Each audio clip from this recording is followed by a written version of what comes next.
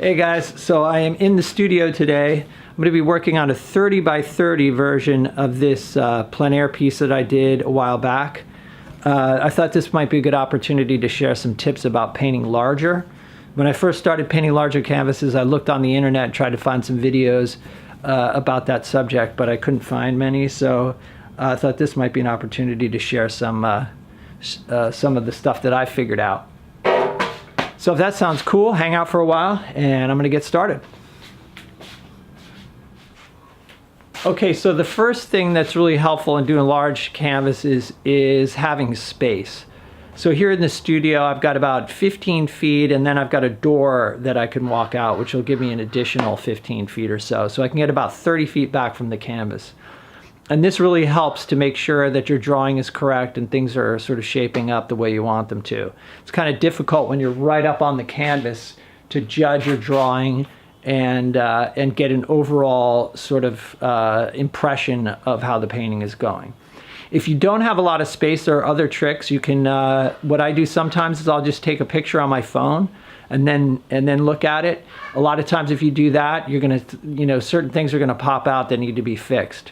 So that's a great way. If you don't have space, you can always just take a picture.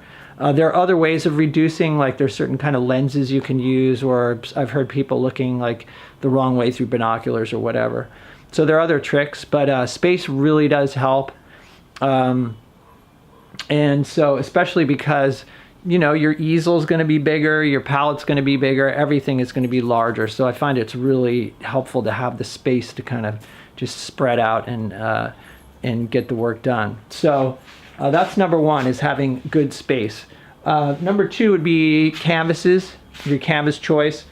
This is Blick Premier right here, and these are decent. It's kind of a medium coarse canvas, just a cotton canvas.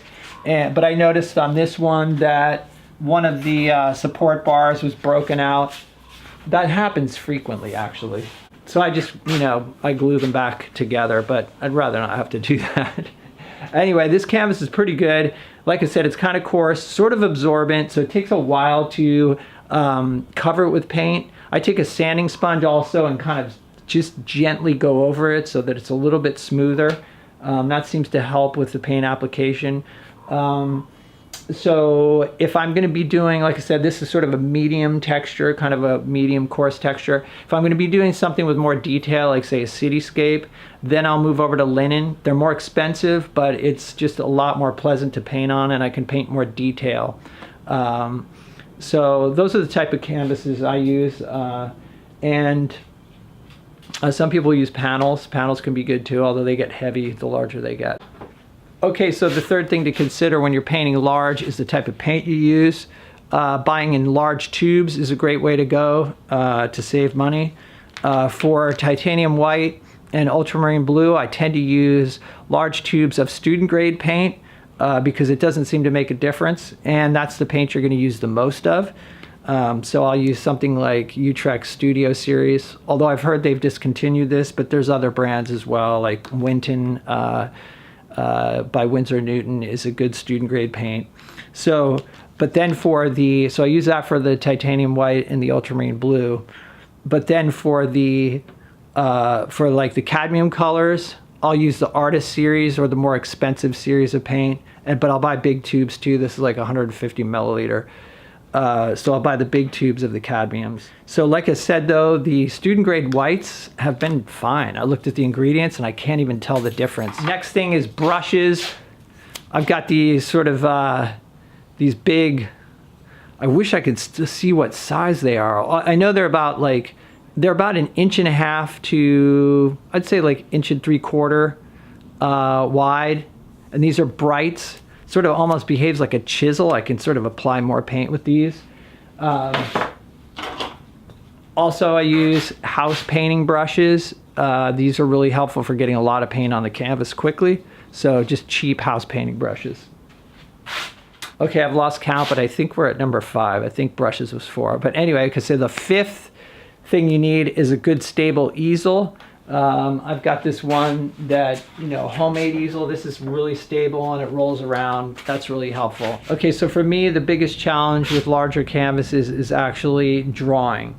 it's hard to keep the drawing accurate on a large canvas. So some people will grid it out or they will project. And I haven't really experimented too much with those processes, but they didn't seem as appealing to me. Sometimes what I'll do is I will just measure key points. Like say if I've got, like, you know, I know the side of a building is here and the horizon is here or whatever, I'll kind of measure those out on the smaller image and then calculate up, scale them up, and then make those marks so that I have a few reference points to go from.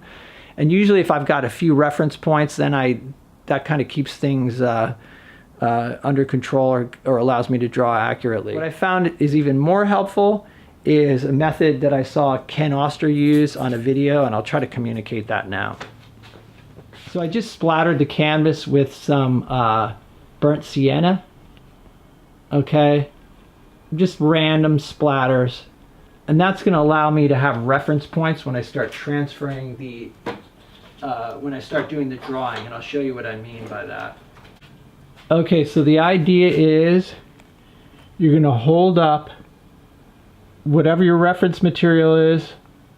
Obviously you want your proportions, like I'm, you know, going to be painting a square, and then so I have a square canvas.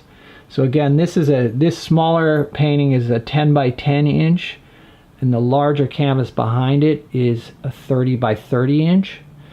So what I'm doing is I'm taking the smaller canvas or panel, and I'm putting it out in front of me, and I'm closing one eye, and then I'm matching up, I'm doing a size match in my field of vision.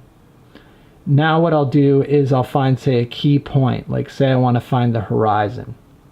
Okay, so I match them up, and then I'll hold my brush where the horizon is, then I'll take away the painting, and then I'll go make a mark.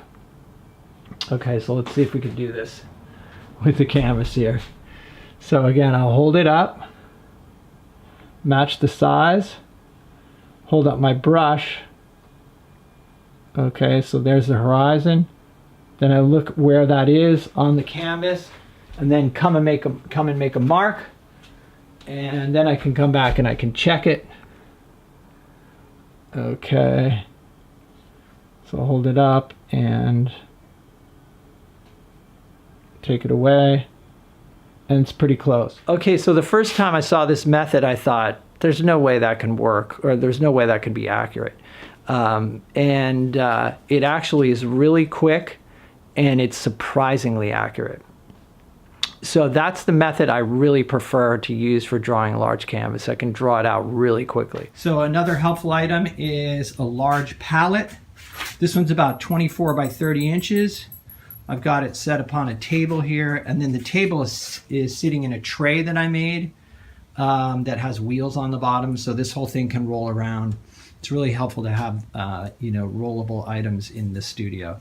Also a large brush cleaner, and squeezed out a lot of paint here, so I'm ready to go.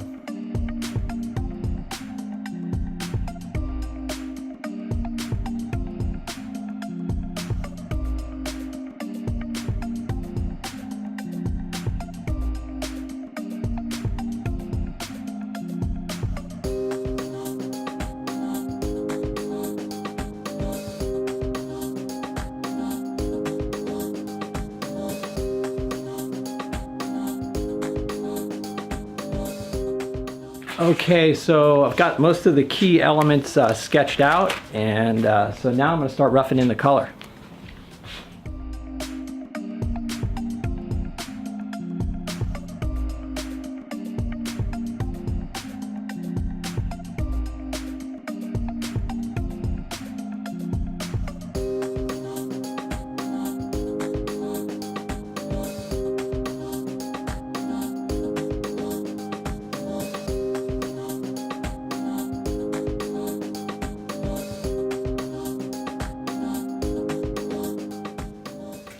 Okay, so that's about 15 minutes right there. I'm actually using a different brush, one that I found I think these are from Blick. I'm not sure what they are. They're just sort of a big bristle brush just for scrubbing in. Like I said, this canvas is really slow to work on. It could have literally be done in minutes if it wasn't. You just have to scrub really hard to get the color into it. But hopefully now that there's a layer of paint on here, it'll go even faster.